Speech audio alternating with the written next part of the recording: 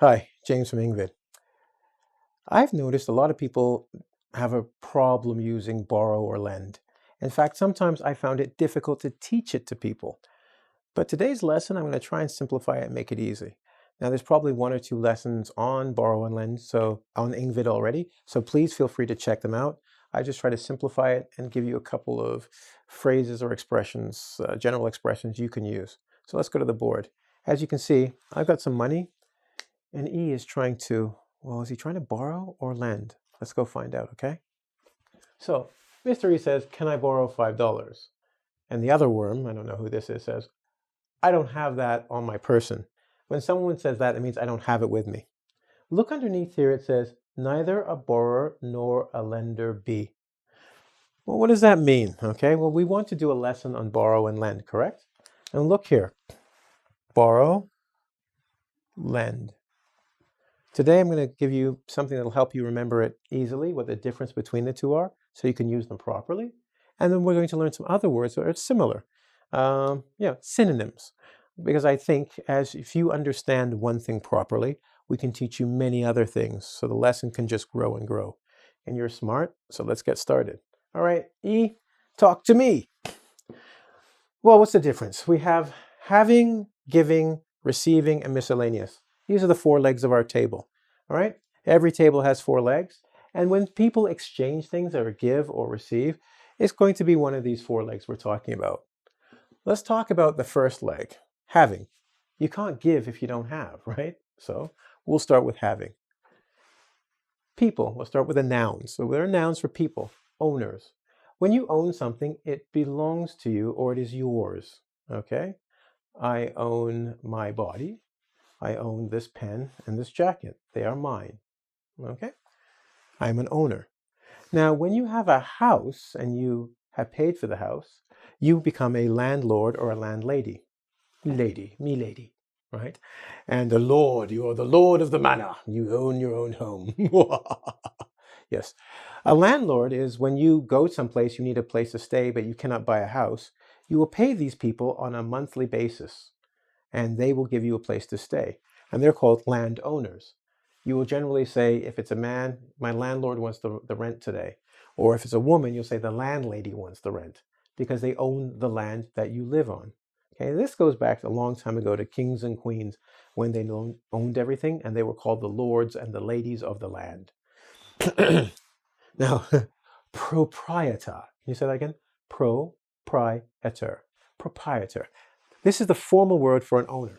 This is usually used for a business, okay? So you might own a bicycle or a motorcycle or something, but you're not the proprietor. When you talk about proprietors, think about restaurants and stores, okay? It's the formal word for owner, and it's used for those people. So if you come to McDonald's, you go, who's the proprietor? Ronald McDonald will come out and go, I am, hi, and here's my friends. He's not the proprietor, he's just a cartoon guy. But the person who owns the business is the proprietor of it. Think restaurant, bar, store. Owner can be for a home or of a marker. I own a marker. I am not the proprietor. Okay. Landlord, landlady, they own the land in which you are a tenant or a renter. Let's go on to having for things. Now, for these are the people owned, what do we call things that we own? Well, property. Property is something that belongs to you.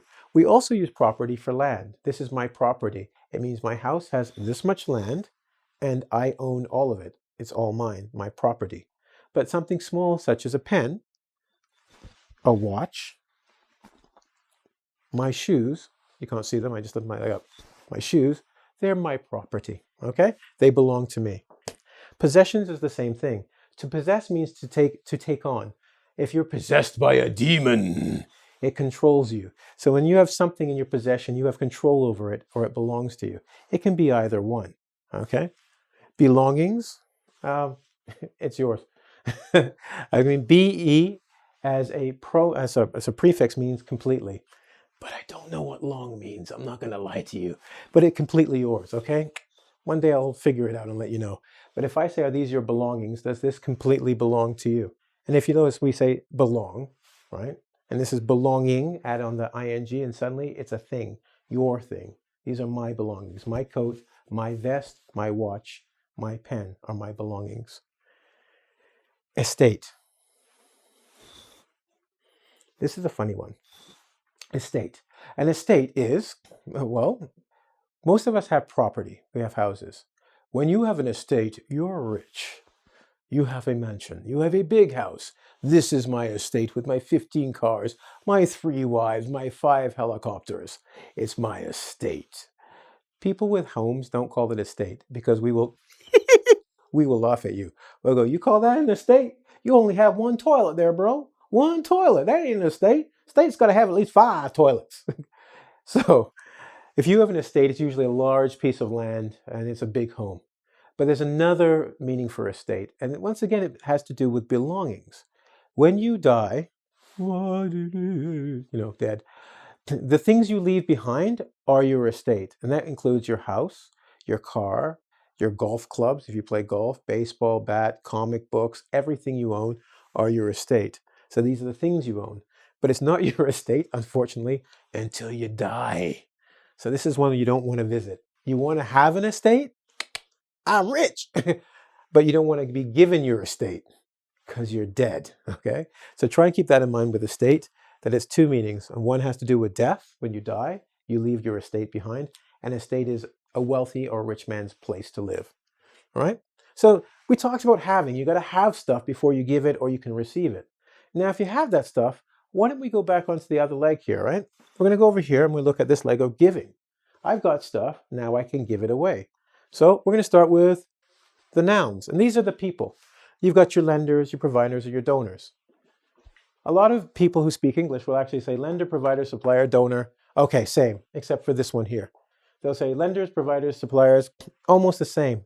And I'm about to educate you who are learning English and those people. There's a difference. To lend, as you can see down here, means to give. That's easy. I'm a lender. They're lenders. A provider means to get something ready to be given up, to set it up. Huh? When you provide something, it means you have to get it ready to send it up. This word is also down here in our verbs, which we'll come to. A supplier is a source of something. Huh? Well, see, a provider sets it up. A supplier is like when you have water, where do you get your water supply? There's no thing called where do you get your water provided. Supply, where do I get my water? My supply of water is here. This is my supply of water. I can actually have a supply. Provide is only a verb. Oh my God, didn't know that. Yeah. So when we come down here, we're going to come down, before I move down there, a donor. Donate, it means to give. And usually when you donate, you give for free. Trust me. In Canada, we have cable providers and cable suppliers. It ain't free. Because when you donate something, you give it, it has value, and you give it for free. We donate blood. You give your blood for free. I'm waiting for free internet. Not going to happen. All right. So these guys can charge money. A donor usually doesn't. They give whatever they have for free. And a lender just gives. Okay. They can also charge money because that's what banks are. They're lenders. All right. So we've done these 4 for what are the nouns and what names you can call someone. Let's look at the verb. You'll notice a lot of the verbs are the same as the nouns. And I said we'd come back to them for that reason. Lend means to give. I'm going to lend it to you. And I am the lender. I'm giving to someone. Supply. Remember I told you supply and provide are similar but not the same? Well, supply as a verb, right? You can have, this can be also a noun as well as a verb, while provide is only a verb. Something to keep in mind when you're saying, what's the difference? Because you can have a supply of something, right? Water, a supply of money, a supply of oxygen. You need to breathe. You need some oxygen, right? But there's no verb, there's no noun for that for provide. So that's one of the difference. There's actually a physical thing you can have, all right? Assign means to give. Sign. Well, a sign like this, a number, right, represents. When you assign, you give something. It's usually a key or a number, like I'm talking so fast. Let me slow down. I will assign you a number. You are number 2. I'm giving you something. And you can think of sign. It will help you remember, right? It'll help you remember. I will assign you, give to you, okay? A key, a pen, a house. You're being given something. And it's a sign of something. Maybe a sign for, I don't know, your position, or I'll assign you a key. So you're given the key which represents the house, okay? Leave. Well, when you leave, I know you're thinking, like now, bye. Yeah, but it's different. When we leave something, the full saying is behind. right? Remember we talked about estates, you die. Remember we said you die and you leave stuff behind? Well, that's it. He left behind a house for his wife. What did he leave for the family, right? And behind means behind you because you're not here anymore, but there is something that remains or stays there, okay? So left behind, leave behind. These are the verbs. What are you leaving for your family? What are you leaving for the class? If a teacher's not there, we say, what are you going to leave for the class to do? I will leave this behind, or I will leave this information. I will leave this work. So I think this word is there, but we don't say it half the time. All right? So we've talked about having, giving. So you're so lucky you have stuff, and you have so much you can give it. Well, who are you giving it to? Well, somebody has to receive, and receive means to get, right? Let's take a look. When we have receivers, you're a borrower. That means you are asking for something. I'm going to receive it. I will get it, right? Another is a renter. Remember we talked about landlord and landlady? They have rooms or houses and you pay money. Well, you could be considered the renter. The renter is a person who pays money to have something for a small amount of time, and they must give it back or they must continue to pay. Rent is usually every month, January, February, March. April, I will rent an apartment, which means I will pay money every month to the landlord or the landlady. You could also rent a car. You can rent that for a day or two. Rent a movie for 12 hours or a week. And in this case, you're giving money to have something for a little while, and then you must give it back. Okay? That's rent. Now, another thing is if we don't call you a renter, we call you a tenant. Tenant is when you stay in a home, a place, an apartment, a house. So a renter can rent a bicycle, a car, a helicopter, a house. A tenant lives in a home. So think of a home or an apartment. So that's different if you're a tenant. Okay? Lease. Okay, now we're looking at the verbs here. When you lease something, a lot of times people lease it means they make payments like rent, but what they want to do is maybe buy it later on or hold it for a long period of time. A lot of people who lease cars, they will pay monthly for the car, and after 4 years, they'll say, now do you want to buy the car? When you rent, you can't do that. You must return it or continually pay. So leasing is one option when you're receiving, like I want to lease a car, which means I will make payments every month for 2 years. And after 2 years, I might say, okay, now I'm going to buy it. If you were renting it, you would never be able to buy it. You would have to keep paying. And that's the difference between rent and lease. And borrow, we've talked about. You receive, generally. Can I borrow a pen? All right? Good. Now, if we have the basics now, which I think we do, we're going to go on our next little outing. What are we going to do? Well, we might as well learn how to use it. Like I said, vocabulary, if you don't know how to use it, there's no point to it. So let's come back and we're going to look at some common expressions that we use for borrowing and lending. Ready? And we're back. Sorry, Elvis. I was possessed. Remember we did possession before? Possessed by the spirit of Elvis. All right. So, can you lend a hand? We talked about lend means to give. Well, a hand is a good thing, right? So when I lend a hand, it means I will give you some help, right? Give you a hand. Can you lend a hand? Something lends itself. We use this to say something can be used for, it's pretty good when you use it. A great example is this. There are many books that lend themselves to becoming great movies, which means it has a particular use. We can use the book to make a movie, or a comic book if you've seen Batman, the Justice League, the Avengers. They are lending themselves to being movies. They are good for that use, right? So it's not just a book. We can use it for something else, and it will be good for that thing we use it for. Yeah, you like that? Yeah. So this will lend itself to helping you. This lesson will actually. How about this one? Lend an ear. Well, I don't mean like cut the ear off, go, okay, give it back in 2 weeks. No, what I mean is this. When you lend an ear, it means to listen carefully and in a friendly way, especially when somebody has a problem. If I say, look, I've got this problem, I don't know what to do about going to Italy or Israel. They both start with I. I'm confused, and they've got L's in them, you know, like, oh, what do I do? Then you go, lend me an ear? I go, sure. I'll sit down, take my water, and go, yes, yeah, and there is that. And I will listen carefully, especially because it's a big problem. Traveling. Love it. You should do it. Okay, so when you lend someone an ear, it means to listen carefully and in a friendly way to what they have to say so they can have an ear or something to bounce off of, someone to listen so they can express themselves and maybe hear themselves a bit better. Lend me an ear. Okay, borrow trouble. Borrow trouble, what the hell does that mean? When you borrow trouble, it means you do something and you make trouble for yourself. You don't have to do something, but when you do it, it's going to bring you trouble.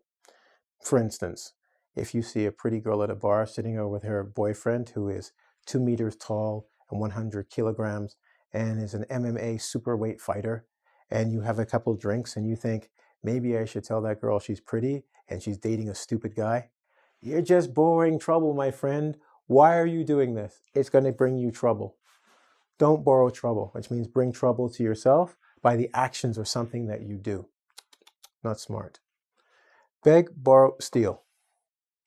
A lot of movies, especially when it has to do with money or something, the guy will say, I don't care if you have to beg, borrow, or steal it, just get it done. What they mean, do whatever you can to get something done. Begging is like, please, please, please, please, please. Borrowing is like, I'll give it back later, I promise. And steal, like just kind of, it's gone. I got it, it's mine. All right?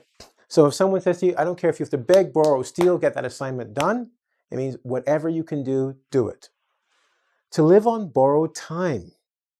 Okay. No way to say this, but imagine someone is supposed to live for 5 years. They say you have 5 years, then you will die. Okay? Person gets worried. He goes, okay, I might as well enjoy myself. Maybe they start working out. They go out with their friends. They start taking selfies. All that fun stuff. And then 5 years comes and they're still alive. They wake up and go, this is 5 years in one day. Woohoo! So they're happy, okay? If they start partying, they have more fun, and they keep doing this. You might say you're living on borrowed time because you were supposed to die in 5 years, or you were supposed to end at 5 years, but you're continuing to live. That's borrowed time, my friend. Be happy.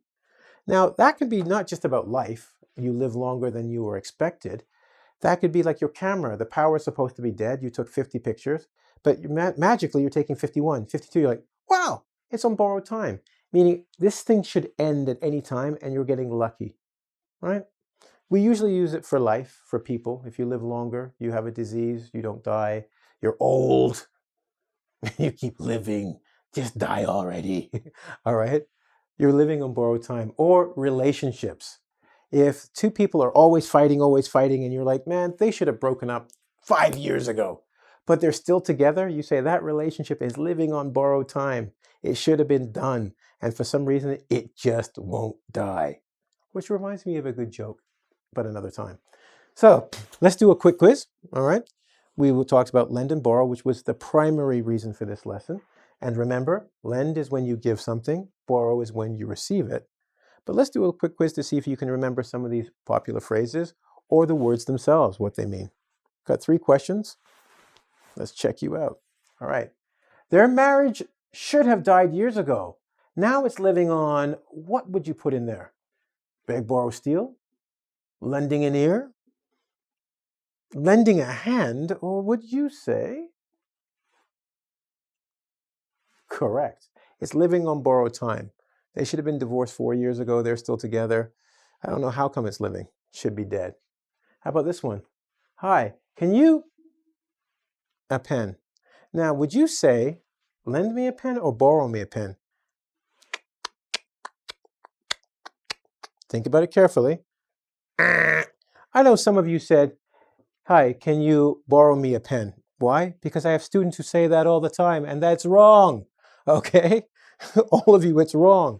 Remember, hi, can you lend me a pen? Right? Can you lend me a pen? Because you're going to give it to me. All right? I am receiving, but you have the power and you're giving it to me. Can you lend me a pen? And finally, you can help me with this one. Hint, hint, hint, hint. All right? Hi, can you something? I need some help moving this big chair. Can you help me? I don't know. That's so difficult. Did you say, can you lend me a hand? Yeah. See, I love you because you are smart. Not just good looking. I know. Your mama tells you this, but I'm going to tell you, you're not just good looking. You're smart too. Can you lend me a hand? Because it's a really big chair. I'm going to need extra hands to help me. Yeah? Cool. So look, you helped me. You gave me a hand. I would like to say thank you once again, because I love it when you help us out. Thanks. We love it here at engVid when you visit. But I need you to come back and see us again, because this is a puny test. Hulk wants bigger test, okay? There, I've got 10 more questions or more at the website. And there are other videos. What website, may you ask? Okay, I'll tell you. It is www.ing, as in English, vid, as in video.com. Go visit, see myself, the other teachers, take the test and see how you do. And if you have a problem, come back. I'll lend you a hand and, we'll get it sorted. Cool? Anyway, you have a good one. I'll see you in a bit. Popular expressions, lend a hand. Ciao.